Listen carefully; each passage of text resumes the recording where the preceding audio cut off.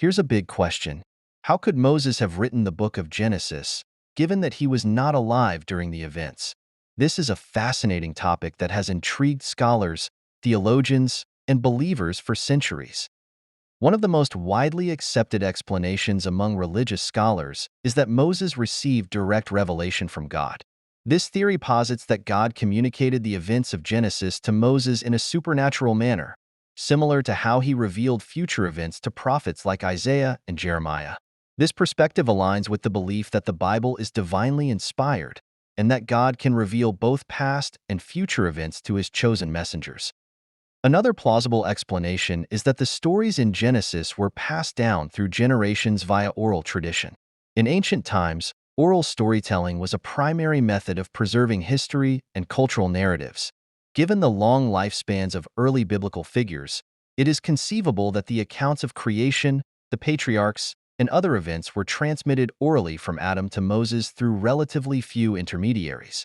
This method of transmission would have ensured that the stories remained intact and were eventually recorded by Moses. Some scholars suggest that Moses had access to written records that predated his time.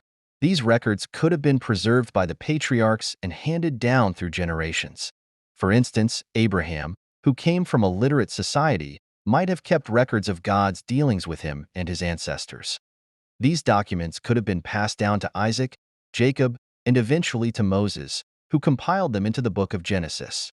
There is also the possibility that Moses was influenced by the creation myths and historical accounts of neighboring cultures. For example, the Babylonian creation epic, the Enuma Elish, shares similarities with the Genesis creation narrative. While this does not necessarily mean that Genesis was directly borrowed from these sources, it suggests that Moses might have been aware of these stories and incorporated elements that aligned with the divine revelation he received. A more nuanced view is that Moses used a combination of divine revelation, oral tradition, and existing written records to compose Genesis. This perspective acknowledges the complexity of the text and the various ways in which knowledge could have been preserved and transmitted over time.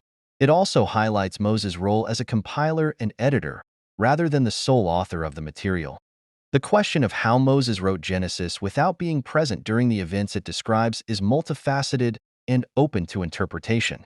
Whether through divine revelation, oral tradition, written records, cultural influences, or a combination of these sources, Moses was able to compile a narrative that has had a profound impact on religious thought and history.